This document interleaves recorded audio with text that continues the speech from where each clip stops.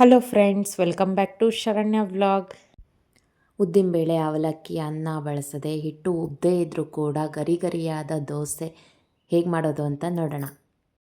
ನಾನಿಲ್ಲಿ ಒಂದು ಬಟ್ಲಷ್ಟು ರೇಷನ್ ಅಕ್ಕಿನ, ದೋಸೆ ಮಾಡೋ ಅಕ್ಕಿನ ತೊಗೊಂಡಿದ್ದೀನಿ. ಹಾಗೆ ಅದೇ ಅಳತೆಯಲ್ಲಿ ಒಂದು ಬಟ್ಲು ಕಡಲೆಕಾಳನ್ನು ಕೂಡ ಸೇರಿಸ್ಕೊಂಡು ಚೆನ್ನಾಗಿ ತೊಳಿತಾ ಇದ್ದೀನಿ. ಈ ರೀತಿಯಾಗಿ ತೊಳೆದ್ಬಿಟ್ಟು ಇದನ್ನು ಒಂದು 6ರಿಂದ 7 ಗಂಟೆ ನೆನೆಸಿಡಬೇಕಾಗುತ್ತೆ. ನಾನಿಲ್ಲಿ ನೈಟೇ ನೆನೆಸಿಟ್ಕೋತಾ ಇದ್ದೀನಿ. ನೀವು ಮಧ್ಯಾಹ್ನ ಅಥವಾ ನೈಟ್ ಮಾಡಬೇಕು ಅಂದರೆ ಬೆಳಗ್ಗೆನೇ ನೆನೆಸಿಟ್ಕೊಂಡು ಕೂಡ ಮಾಡ್ಕೋಬಹುದು. ನೋಡ್ತಿರ್ಬೋದು ಕಡಲೆಕಾಳೆಲ್ಲ ಚೆನ್ನಾಗಿ ನೆಂದ್ಕೊಂಡಿದೆ, ಎಷ್ಟು ಚೆನ್ನಾಗಿ ದಪ್ಪವಾಗಿ ಅರಳಿದೆ ಅಂತ. ಇದನ್ನು ಇವಾಗ ಒಂದು ಜಾರಿಗೆ ಹಾಕ್ಕೊಂಡು ರುಬ್ಕೊಳ್ಳೋಣ. ಇದಕ್ಕೆ ಸ್ವಲ್ಪ ನಾನು ಮಸಾಲೆ ಕೂಡ ಸೇರಿಸ್ಕೊತೀನಿ.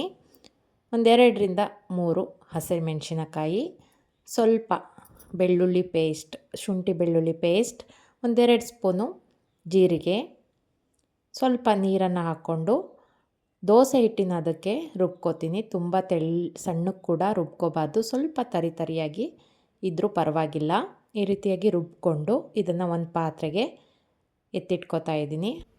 ಈ ರೀತಿಯಾಗಿ ಎಲ್ಲ ಕೂಡ ರುಬ್ಕೊಂಡು ಪಾತ್ರೆಗೆ ಎತ್ತಿಟ್ಕೋತಾ ಇದ್ದೀನಿ. ಹಾಗೆ ಇದಕ್ಕೆ ರುಚಿಗೆ ತಕ್ಕಷ್ಟು ಉಪ್ಪನ್ನು ಸೇರಿಸ್ಕೋತಾ ಇದ್ದೀನಿ. ಸ್ವಲ್ಪ ಕೊತ್ತಂಬರಿ ಸೊಪ್ಪು, ಸಣ್ಣದಾಗಿ ಕಟ್ ಮಾಡಿರೋವಂಥ ಕೊತ್ತಂಬರಿ ಸೊಪ್ಪು ಹಾಕ್ಕೊಂಡು ಚೆನ್ನಾಗಿ ಮಿಕ್ಸ್ ಮಾಡ್ಕೋಬೇಕು. ಈ ರೀತಿ ಮಿಕ್ಸ್ ಮಾಡ್ಕೊಂಡಾದಮೇಲೆ ನಿಮಗೆ ಗಟ್ಟಿ ಅನಿಸಿದರೆ ಸ್ವಲ್ಪ ನೀರನ್ನು ಹಾಕ್ಕೊಂಡು ಮತ್ತೆ ಸ್ವಲ್ಪ ಮಿಕ್ಸ್ ಮಾಡ್ಕೋಬಹುದು.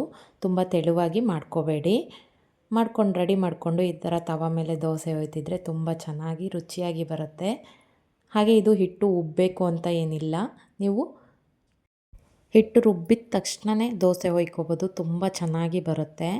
ಹಾಗೆ ಇದಕ್ಕೆ ರುಚಿಗೆ ಸ್ವಲ್ಪ ತುಪ್ಪ, ಹಾಗೆ ಸ್ವಲ್ಪ ಕಟ್ ಮಾಡಿರೋಂಥ ಕೊತ್ತಂಬರಿ ಸೊಪ್ಪು, ಈರುಳ್ಳಿನ ಸೇರಿಸ್ಕೊಂಡು ತಕ್ಕೊಂಡ್ರೆ ದೋಸೆ ರೆಡಿಯಾಗುತ್ತೆ. ನೋಡ್ತಿರ್ಬೋದು ಗರಿ ಗರಿಯಾದ ದೋಸೆ ರೆಡಿಯಾಯಿತು. ನಿಮಗೇನಾದರೂ ಈ ರೆಸಿಪಿ ಇಷ್ಟ ಆದರೆ ಕಮೆಂಟ್ ಮಾಡಿ, ನೀವು ಕೂಡ ಮನೇಲಿ ಟ್ರೈ ಮಾಡಿ. Thank you for watching.